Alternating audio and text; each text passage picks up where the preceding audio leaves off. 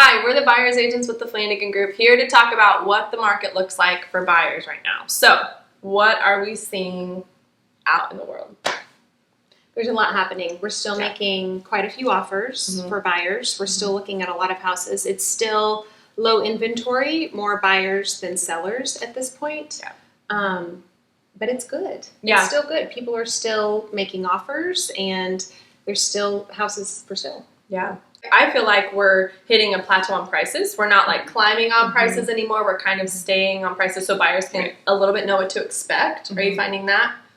Yeah. I feel like we're still very much in a competitive market to where we know we're going to be up against several, but maybe we're not up against 10, and 3 of them are cash. So it's kind of nice for buyers that do have financing rather than cash, so they're still able to be competitive. So instead of seeing 10 offers on a house, yes, you're right, we're seeing maybe 3 to 5, which feels a little bit better as a buyer's agent whenever we represent our buyers, but still, we're still calling and saying, how many offers do you have? What do you, what does this look like?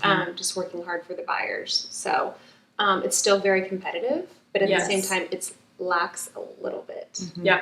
Yeah, I think it's still, you got to have your competitive shoes on and you can know a little bit more what you're walking into and not have to be feeling like you're going crazy on offers. I feel like sometimes it felt like you were going crazy on offers and now it feels like we're going to go in really strong. We're going to come in like flexing.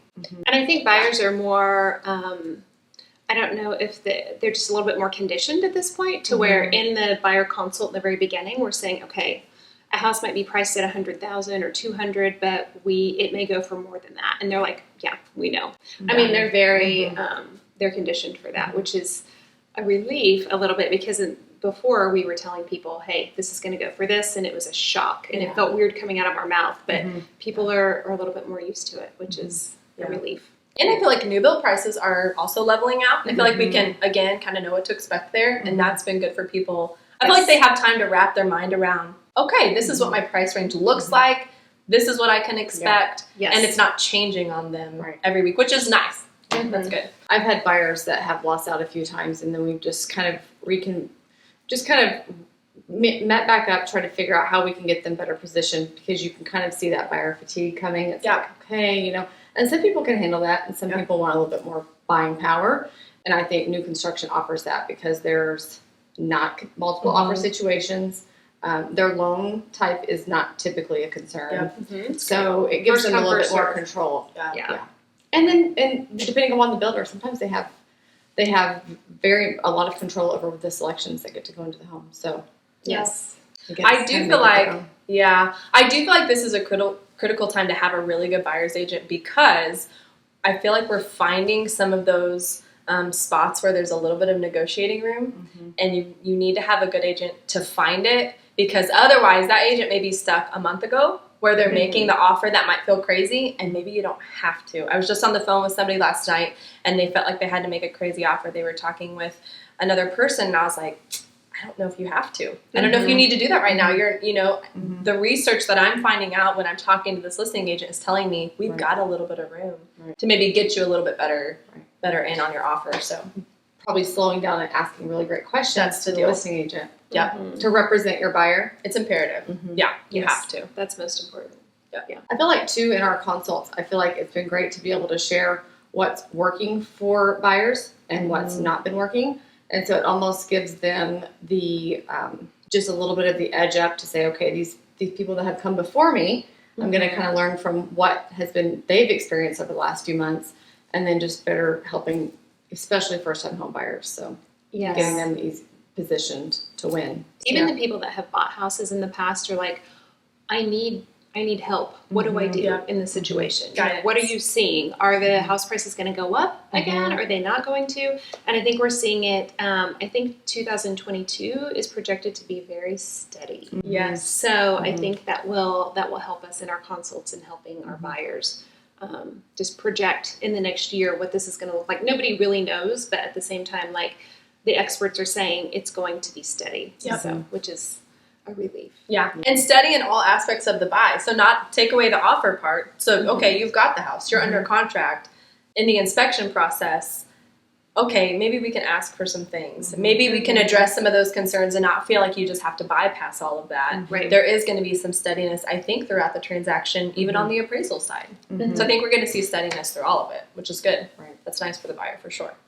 Throughout the transaction, I know one thing that we've been really navigating is with sellers, they're willing to list their house, but possession has been top of mind for a lot of sellers because they're like, okay, well, I'm willing to sell, but where are we going? Yeah. And so I think it makes a difference too, having those conversations of being able to think outside of the box, of being able to connect those dots for everybody. Yes. And having those resources. So. Yeah. Oh yeah, for sure. Yeah, being able to work all the details of let's get you into something, let's help you sell this thing, and let's help it all work together like this perfect puzzle piece. Yes. And it's not always perfect, but we can work for you to make it go as smooth as it can. Yeah, possible. For sure. Yeah. And it takes everybody. It takes the buyer's agent representing the buyer. The it whole takes team. the listing agent representing the seller. Yep. Yes. Title and lender. Yep. So it's very much making sure that you're surrounded by great people to take care of you. Yeah. So all very important. For sure. So it's a great market to buy in. It's a great market to sell in as well. So it's still going strong. It's a great market to invest in.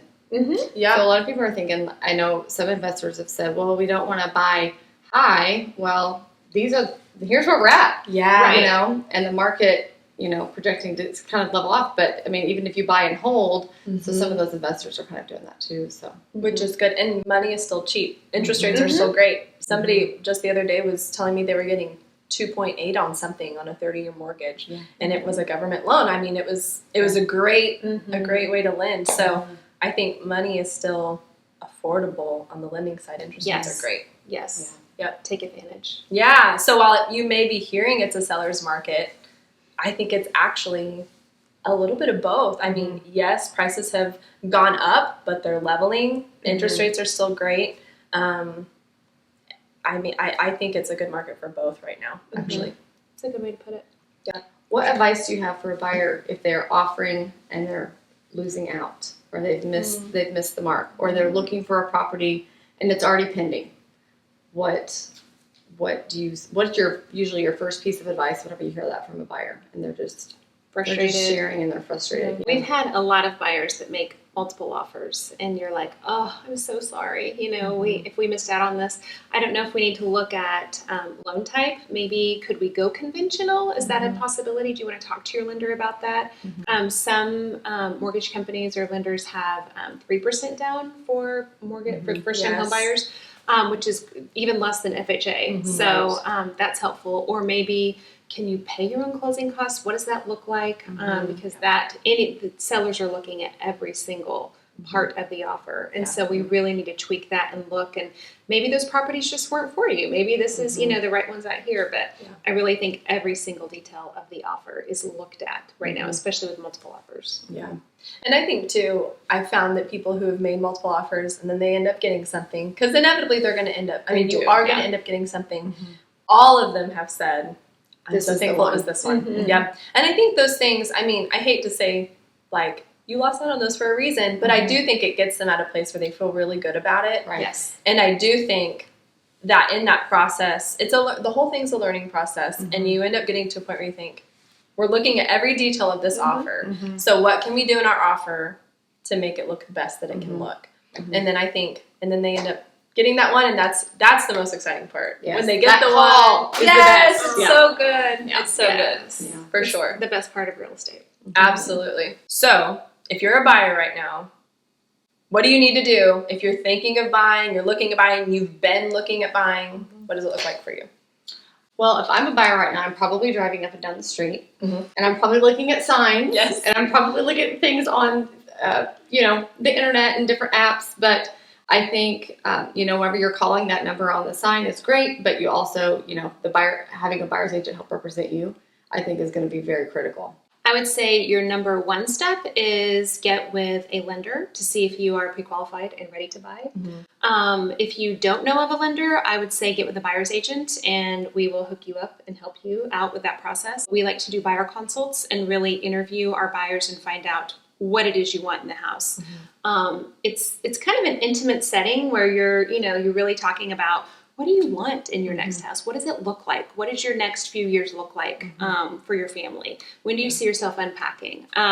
Things like that. So those are the next steps as far as that. And it really helps unfold your mind a little bit and figure out exactly what your next step is in life, really. So the buyer consult, so find a buyer agent that has been in the market, knows what they're doing, and then lender as well. And then we could start from there.